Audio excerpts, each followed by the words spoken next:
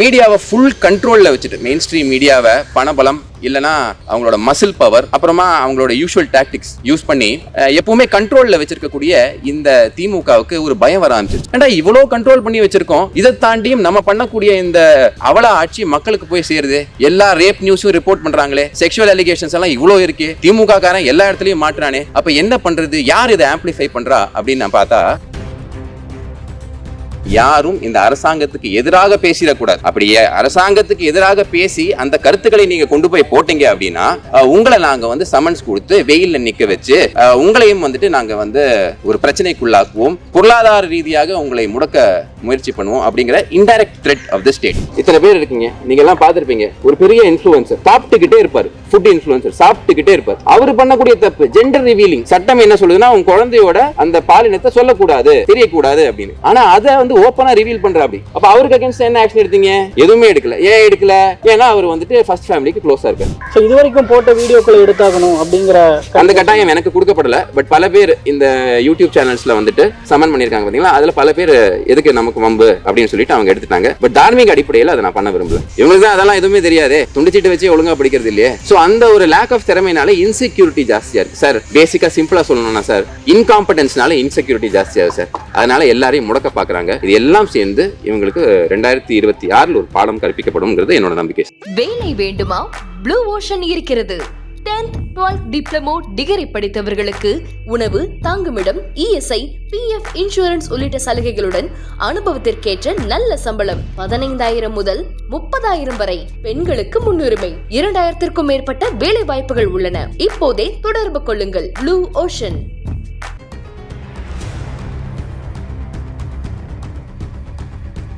அன்பார்ந்த பத்திரிகையாளர் நண்பர்களுக்கு இந்த வேலையில் எங்கள் வணக்கத்தையும் நன்றியும் தெரிவித்துக் கொள்ள விரும்புகிறோம். காரணம் என்னென்னா, இத்தனை நேரம் வெயிட் பண்ணி எலெக்ஷன் சீசனில் பல விஷயங்கள் கவர் பண்ணாலும் நாங்கள் ஒரு ஒரு ஒரு சிக்னிஃபிகண்ட்டான ப்ராப்ளம் அவங்க முன்னாடி கொண்டு வரலாம் அப்படிங்கிறதுக்காக தான் உங்களை இந்த நேரத்தில் வர வச்சுருக்கோம். ஸோ எங்கள் கூட இருக்கக்கூடிய பாரதிய ஜனதா தலைவர்கள் எல்லாருமே இருக்காங்க, மாவட்ட தலைவர்கள் இருக்காங்க, அதிமுகலேருந்து நண்பர்கள்லாம் வந்திருக்காங்க. உங்ககிட்ட நாங்கள் என்ன சொல்ல போகிறோம் அப்படின்னா, இன்றைக்கி எனக்கு ஒரு சம்மன்ஸ் வந்திருக்குங்க. சமன்ஸ் எதுக்கு அமைச்சிருக்காங்க அப்படின்னா 377/2025 ஒரு கேஸ். இந்த கேஸ் யார் ரிலேட்டட்னா சவுக்கு சங்கர் அப்படிங்கிற ஒரு நபர். அந்த நபர் ரிலேட்டடான ஒரு கேஸுக்கு எங்களுக்கு சமன்ஸ் அமைச்சிருக்காங்க. அப்போ இந்த கேஸ் போன வருஷம் செப்டம்பரில், அதாவது 2/7/2025 போன வருஷம் செப்டம்பரில் இருக்கக்கூடிய ஒரு கேஸு. இப்போ இந்த நேரத்தில் நமக்கு ஏன் இந்த சமன்ஸ் அமைச்சிருக்காங்க அப்படிங்கிற ஒரு கேள்வி எழும். அங்கே தான் பல செய்திகளை உங்கள் வாயிலாக மக்கள்கிட்ட கொண்டு போய் சேர்க்க விரும்புகிறோம். ஸோ இந்த சமன் யாருக்கு அமைச்சிருக்காங்க அப்படின்னா, நிறைய யூடியூப் சேனல்ஸ், இந்த மிஸ்டர் சவுக்கு சங்கரோட வீடியோ போட்ட யூடியூப் சேனல்ஸ்க்கெல்லாம் இந்த சமன் அமைச்சிருக்காங்க. இந்த கேஸில் அவர் ஒரு இன்டரிம் பெயில், அதாவது பிணையில் வெளியே இருக்கார். தற்காலிகமாக அவருக்கு பிணை கொடுக்கப்பட்டிருக்கு, சில கண்டிஷன்ஸ் கொடுக்கப்பட்டிருக்கு. ஸோ அந்த கண்டிஷன்ஸை அவர் ஃபாலோ பண்ணுறாரா இல்லையாங்கிறத பார்க்க வேண்டியது எங்களோட கடமை கிடையாது. அவர் பிணையில் இருக்கார். ஸோ அவரோட வீடியோஸை எடுத்து போட்டதுனால இப்போ எங்களுக்கு சமன்ஸ் அனுப்பப்பட்டிருக்கு. ஸோ இதற்கு பின்னாடி இருக்கக்கூடிய அரசியலை நம்ம கொஞ்சம் பார்த்துக்கணுங்க. அதாவது தமிழ்நாட்டில் முக்கியமாக வைக்கப்படக்கூடிய குற்றச்சாட்டு என்ன அப்படின்னா, மீடியாவை ஃபுல் கண்ட்ரோலில் வச்சுட்டு மெயின் ஸ்ட்ரீம் மீடியாவை பணபலம் இல்லைனா அவங்களோட மசில் பவர் அப்புறமா அவங்களோட யூஷுவல் டாக்டிக்ஸ் யூஸ் பண்ணி எப்பவுமே கண்ட்ரோலில் வச்சிருக்கக்கூடிய இந்த திமுகவுக்கு ஒரு பயம் வர ஆரம்பிச்சிருச்சு. ஏன்டா இவ்வளோ கண்ட்ரோல் பண்ணி வச்சிருக்கோம், இதை தாண்டியும் நம்ம பண்ணக்கூடிய இந்த அவல ஆட்சி மக்களுக்கு போய் சேருது, எல்லா ரேப் நியூஸும் ரிப்போர்ட் பண்ணுறாங்களே, செக்ஷுவல் அலிகேஷன்ஸ் எல்லாம் இவ்வளோ இருக்கு, திமுக காரன் எல்லா இடத்துலையும் மாட்டுறானே, அப்போ என்ன பண்ணுறது, யார் இதை ஆம்பிளிஃபை பண்ணுறா அப்படின்னு நான் பார்த்தா இந்த சோஷியல் மீடியா தாங்க. இப்போ இன்னைக்கு எல்லாருமே இங்கே இருக்கக்கூடிய அத்தனை பத்திரிகையாளர்கள், ஹார்ட் ஒர்க்கிங் பத்திரிகையாளர்கள் இருக்காங்க. அங்கே ஒரு மெயின் ஸ்ட்ரீம் மீடியாவில் சேர முடியாத பல பேர் என்ன பண்ணுறாங்க அப்படின்னா, ஒரு யூடியூப் சேனல் ஸ்டார்ட் பண்ணுறாங்க. அப்போ இந்த யூடியூப் சேனல்லாம் என்ன பண்ணுறாங்க அப்படின்னா, எல்லா தரப்பு இருக்கக்கூடிய அந்த பொலிட்டிக்கல் கிரிட்டிசிசம் இருக்குது பார்த்தீங்களா, அரசாங்கத்தை பார்த்து கிரிட்டிசைஸ் பண்ணணும். அப்படி இருக்கக்கூடிய ஒரு மீடியா இருந்தால் மட்டும்தான் இங்கே இந்த ஜனநாயகம் ஒழுங்காக இருக்க முடியும். ஸோ அந்த விஷயங்கள் எல்லாத்தையும் எடுத்து போடுறாங்க. சவுக்கு சங்கருக்கு மேலே நமக்கு என்ன பெரிய பாசமாக இதாக எதுவுமே கிடையாது. இன்ஃபேக்ட் அவர் பல பேருக்கு கொஞ்சம் பிரச்சனை தான் பண்ணியிருக்காரு. பட் அதையும் தாண்டி ஒரு இண்டிவிஜுவல் மனுஷனை ஒரு ஸ்டேட்டு பல காரணங்கள் சொல்லி, இப்போ இந்த கேஸில் என்ன சொல்கிறாங்க அப்படின்னு பார்த்தீங்கன்னா, ஒரு ப்ரொடியூசருக்கும் இவருக்கும் ஏதோ கொடுக்கல் வாங்கல் பிரச்சனை இருக்குது, அப்போ அந்த கேஸை நாங்கள் இன்வெஸ்டிகேட் பண்ணுறோம் அப்படின்னு போன வருஷம் 7ஆம் மாதம் ரெஜிஸ்டர் ஆன கேஸை இப்போ இந்த வீடியோ வெளியே வந்ததுனால எங்களை எல்லாம் கூப்பிடுறாங்க. இதை ப்ரிடாமினெண்ட்டாக நான் வந்திருக்கேன். நான் என்ன சொன்னேன் அப்படின்னா, இந்த வீடியோ என்னால் எடுக்க முடியாது, இந்த வீடியோவை இதோட சோர்ஸும் அவங்க கேட்டாங்க, ஏன்னா நாங்கள் ட்ரேஸ் பண்ணி அவரை போனோம் அப்படின்னு. ஸோ இதில் நீங்கள் கிளியராக புரிஞ்சுக்கலாம் இது எதுக்கு பண்ணப்படுது அப்படின்னா, யாரும் இந்த அரசாங்கத்துக்கு எதிராக பேசிடக்கூடாது. அப்படியே அரசாங்கத்துக்கு எதிராக பேசி அந்த கருத்துக்களை நீங்கள் கொண்டு போய் போட்டீங்க அப்படின்னா, உங்களை நாங்கள் வந்து சமன்ஸ் கொடுத்து வெயிலில் நிற்க வச்சு உங்களையும் வந்துட்டு நாங்கள் வந்து ஒரு பிரச்சனைக்குள்ளாக்குவோம், பொருளாதார ரீதியாக உங்களை முடக்க முயற்சி பண்ணுவோம் அப்படிங்கிற indirect threat of the state. So ஒரு அரசாங்கம்ங்கிறது சட்டத்தை சொல்லியிருக்காங்கன்னா, எந்த விஷயத்த நீங்கள் டைரெக்டாக பண்ண முடியாதோ அதை இன்டைரக்டாகவும் பண்ண முடியாது. ஸோ இப்போ சவுக்கு சங்கரை நீங்கள் முடக்கணும் அப்படின்னா இந்த மாதிரி சேனல் எல்லாத்தையும் வச்சு நீங்கள் அவங்கள மிரட்டி இந்த ஷூட்டிங் த மெசஞ்சர் அப்படிங்கிற வேலையை இவங்க பண்ணறதுக்குண்டான ஒரு முயற்சி அப்படிங்கிறதான் என்னோட புரிதல். ஸோ நான் இன்வெஸ்டிகேட்டிங் ஆஃபீஸர்கிட்ட சொன்னேன், என்னோட மனசாட்சிப்படி இந்த கேஸுக்கும் எனக்கும் எந்த விதமான சம்பந்தமும் கிடையாது. நீங்கள் இன்வெஸ்டிகேட் பண்ணுறீங்க அப்படின்னா, நானும் ஒரு சேனல் வச்சுருக்கேன், எனக்கும் எத்திக்ஸ் இருக்குது. என்னோட சோர்ஸை இந்த விஷயத்தில் ரிவீல் பண்ண வேண்டிய தேவை எனக்கு கிடையாது. அப்படின்னு தான் நீங்கள் கோர்ட்டோட ஆர்டரோட காப்பி காட்டுங்க. இவருக்கு இன்டரிம் பெயில் இல்லை, இவர் வந்து ஒரு ஃபியூஜிட்டிவாக இருக்காரு அப்படிங்கிற விஷயத்த நீங்கள் காட்டுங்க, நீதிமன்றம் சொல்லியிருக்கா அப்படின்னு காட்டுங்க, அதுக்கப்புறமா நம்ம சொல்கிறோம் அப்படின்னு. பட் பொதுமக்களுக்கு என்ன தெரிஞ்சுக்கணும் சொல்லிக்க விரும்புகிறோம் அப்படின்னா, இது எல்லாமே இந்த நேரத்தில் திமுகவுக்கு எதிராக எந்த விதமான ஒரு குரலும் வந்துடக்கூடாது அப்படிங்கிற ஒரு முயற்சியாக தான் இதை நான் பார்க்குறேன். இங்கே இருக்கக்கூடிய எவ்வளோ பிரச்சனைகள் இருக்குங்க. அதாவது நீங்கள் பார்த்தீங்க அப்படின்னா, டவுன் சவுத்தில் நீங்கள் போனாலும் சரி, இங்கே வந்தாலும் சரி, விளாத்திக்குளத்தில் நடந்த அந்த கொடுமை உங்களுக்கு தெரியும். ஒரு சின்ன பெண் வெட்டி கொண்டிருக்காங்க. திருவள்ளூர்ல இப்போ ரீசெண்டாக அந்த மாதிரி சம்பவம். கஞ்சா போதையில் என்ன பண்ணுறாங்க பசங்கன்னு தெரியல. 6லேருந்து 60 வரை எந்த வயசாக இருந்தாலும் சரி, எந்த பெண்மணியும் இங்கே சேஃப் கிடையாது. அப்போ இதில் எல்லாத்துலேயும் இந்த போலீஸோட எனர்ஜியை போட்டு அதற்குண்டான விஷயங்களை பண்ணுவாங்களா? அதை விட்டுட்டு ஏதோ ஒரு ப்ரொடியூசருக்கு நான் ஒரு கேள்வி உங்கள்கிட்ட கேட்குறேன், நீங்களே யோசிச்சு பாருங்க. போலீஸ் சொல்லக்கூடிய விஷயங்கள்லாம் ஒரு சைடு இருக்கட்டும், நீங்கள் யோசிச்சு பாருங்க. அதாவது ஒரு ப்ரொடியூசர் கிட்ட இருந்து ஏதோ ஒரு தகராறா சவுக்கு சங்கருக்கு, அதுக்கு வேண்டி போலீஸ் இவ்வளோ தீவிரமாக இங்கே இருக்கக்கூடிய எல்லா முக்கியமான யூடியூப் சேனல்ஸையும் கூப்பிட்டு சமன் பண்ணி உட்கார வச்சு பேச வேண்டிய தேவை என்ன? அதுவும் மாடல் கோட் ஆஃப் கான்டக்ட் இருக்கும்போது. அப்போ அவங்க சொல்கிறாங்க, மாடல் கோட் ஆஃப் கான்டக்ட்னா நாங்கள் நியூட்ரலாக தான் நடந்துக்கணும், இந்த கேஸ் பழைய கேஸ் நாங்கள் ஏன் இன்வெஸ்டிகேட் பண்ணக்கூடாது? நாங்கள் தான் சொல்ல வரேன். இதுக்கு பின்னாடி ஒரு அரசியல் இருக்கு. என்ன இவங்க பண்றாங்க அப்படின்னா, நான் அந்த கேஸை இன்வெஸ்டிகேட் பண்றேன் அப்படிங்கிற பேர்ல யாரெல்லாம் இந்த திமுகவுக்கு எதிராக இருக்கக்கூடிய ஒரு கிரிட்டிசிசத்தை வலுவா வைக்கிறாங்களோ, இல்ல இந்த மாதிரி சவுண்டான வாய்ஸஸை ஆம்பிளிஃபை பண்றாங்களோ, அவங்கள முடக்கிறதுக்கு உண்டான விஷயங்களை பண்ணிட்டு இருக்காங்க. ஸோ இந்த பத்திரிகையாளர் சந்திப்பின் வாயிலாக நான் இங்க இருக்கக்கூடிய அரசியல் தலைவர்கள்கிட்டையும் ஒரு பெரிய ரிக்வெஸ்ட் வச்சுக்க விரும்புறேன். திரு இபிஎஸ் அவர்களுக்கு முதல்ல இந்த ரிக்வெஸ்ட்டை வச்சுக்க விரும்புறேன். காரணம் என்னன்னா, புரட்சி தலைவர் அவர் வந்துட்டு உலகம் சுற்றும் வாலிபன் ரிலீஸ் ஆகும்போது அவருக்கு இதே மாதிரி தான் திமுக பல குடைச்சல்களை கொடுத்துச்சு, பயங்கரமான குடைச்சல்களை கொடுத்துருச்சு. அவர் என்ன பண்ணுவார்னா, அந்த ஜேம்ஸ் பாண்ட் படத்தில் வர மாதிரி 5-6 ரீல அப்படி அமுச்சு விட்டு அதுக்கப்புறமா தியேட்டரில் கொண்டு போய் போடுவார். போலீஸ் எல்லாம் வேர்பல் ஆர்டர்ஸ் கொடுக்கப்பட்டுச்சாங்க, என்ன நடந்தாலும் கண்டுக்காதீங்கன்னு.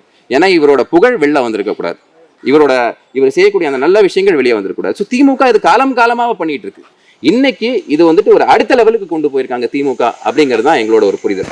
they have taken this to the next level. காரணம் என்னன்னா, ஆன்டி இன்கம்பன்சி பீக்ல இருக்கும்போது சில இடத்துல காசு கொடுத்து, சில இடத்துல மசில் யூஸ் பண்ணி, சில இடத்துல டிஐபிஆரை யூஸ் பண்ணி பல சேனல்ஸ் அவங்களால வாங்க முடியுது. ஆனா அதையும் தாண்டி பல நேர்மையான பத்திரிகையாளர்கள் உண்மையை சொல்றாங்க, அதையும் தாண்டி இந்த யூடியூப்ல இருக்கவங்க எல்லாம் பேசி போடுறாங்க அப்படிங்கிற ஒரு பயம் இவங்களுக்கு ஹெவியா இருக்கு. ஸோ ஆகையினால இபிஎஸ் அவர்கள் இதை கண்டிக்க வேண்டும்.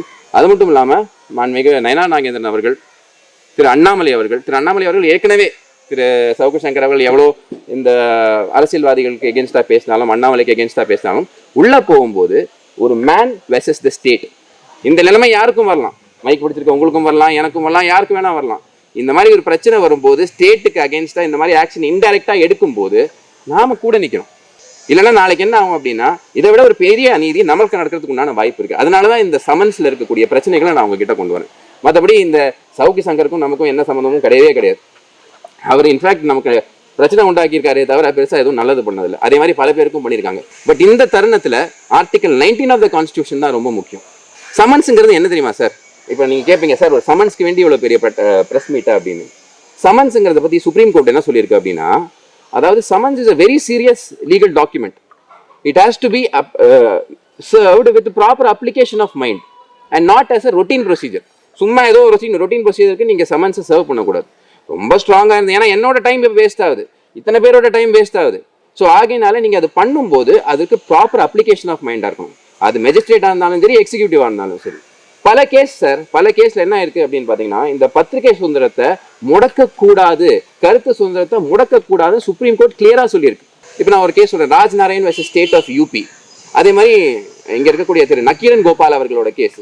இந்த மாதிரி கேஸ் எல்லாம் கிளியராக சொல்லியிருக்கு, அடிப்படை உரிமை இந்த கருத்து சுதந்திரம். ஸோ அந்த குறவழியை நசக்கக்கூடிய வேலையை இவங்க பண்ணிக்கிட்டு இருக்காங்க. இது ரொம்பவே தவறானது. இங்கே இருக்கக்கூடிய போலீஸ் அதிகாரிகள், போலீஸ் மொரால்ங்கிறது ரொம்ப முக்கியங்க.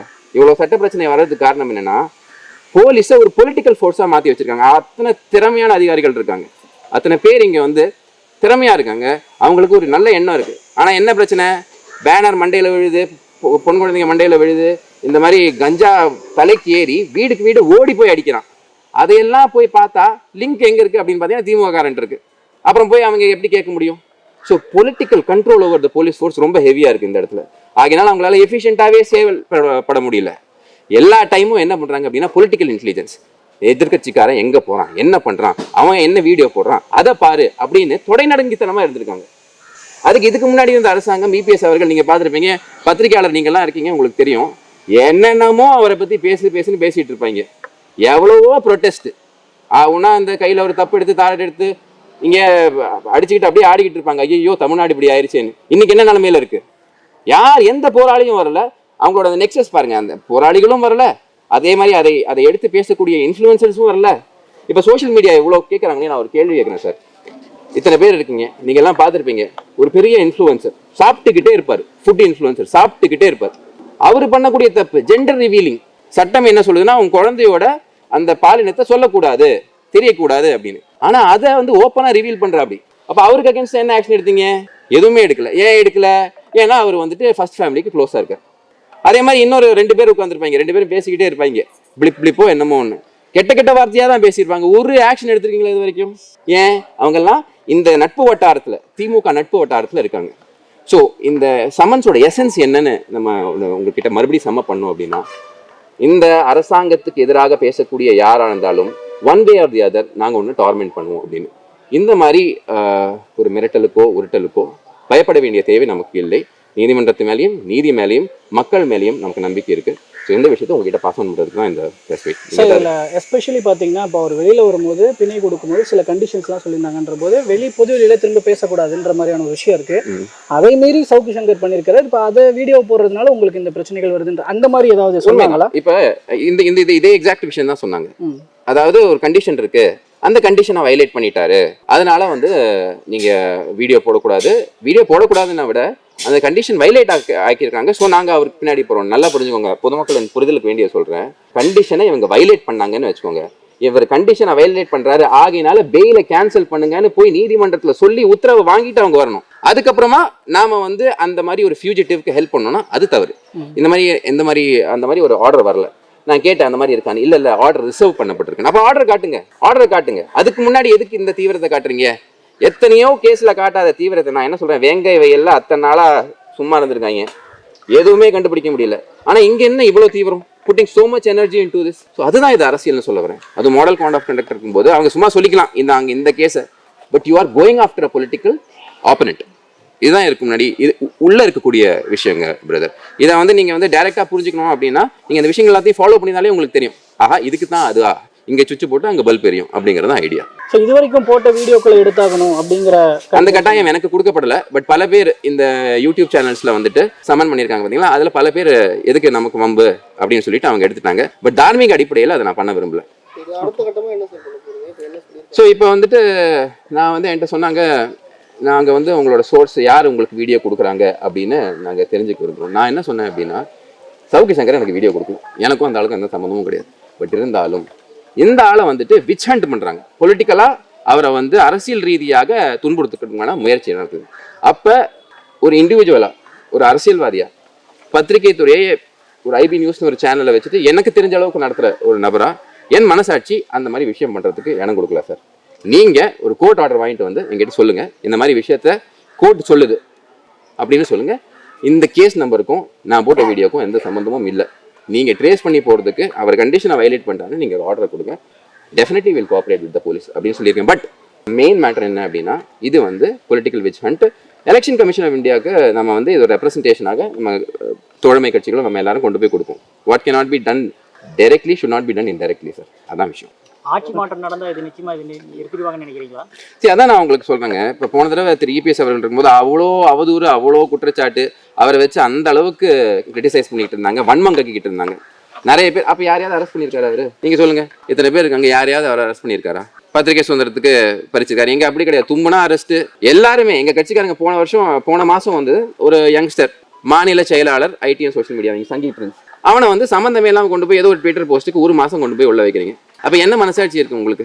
அப்ப இவெல்லாம் என்னைக்கு வந்து அதாவது எதுக்கு பண்றீங்க அப்படின்னா அவனோட பேக்கை பிரேக் பண்ணணும், மொராலை பிரேக் பண்ணணும். பட் உண்மையா போராடக்கூடிய யாருக்குமே வந்து இதெல்லாம் ஒன்றும் ஆகாது. பட் இந்த மாதிரி விஷயத்தை தான் 2021 இருந்து இப்போ வரைக்கும் பண்ணிட்டு இருந்தாங்க. இன்ஃபேக்ட் மிஸ்டர் கருணாநிதி இதை விட எவ்வளோ பெட்டராக இருந்தார். அவர் வந்து என்னதான் கிரிட்டிசிசம் இருந்தாலும் அதை எதிர்கொள்கிற அளவுக்கு, ஏன்னா அவருக்கு திறமை இருந்துச்சு, திருப்பி எழுத தெரிஞ்சிச்சு, பேச தெரிஞ்சிச்சு. இவங்களுக்கு தான் அதெல்லாம் எதுவுமே தெரியாதே, துண்டிச்சிட்டு வச்சு ஒழுங்காக படிக்கிறது இல்லையே. ஸோ அந்த ஒரு லேக் ஆஃப் திறமையினால இன்செக்யூரிட்டி ஜாஸ்தியாக இருக்குது சார். பேசிக்காக சிம்பிளாக சொல்லணும்னா சார், இன்காம்படன்ஸ்னால இன்செக்யூரிட்டி ஜாஸ்தியாகுது சார். அதனால எல்லாரையும் முடக்க பார்க்குறாங்க. இது எல்லாம் சேர்ந்து இவங்களுக்கு 2026 ஒரு பாடம் கற்பிக்கப்படும்ங்கிறது என்னோட நம்பிக்கை சார். Okay sir. என் பேர் கார்த்திக் கோபிநாத், பாஜகவில் இருக்கேன். என்ன பொறுப்பு? நான் வந்து ஆவடி இணை பொறுப்பாளர் இருக்கேன், ஆவடி சட்டமன்ற இணை பொறுப்பாளர். தேங்க்யூ.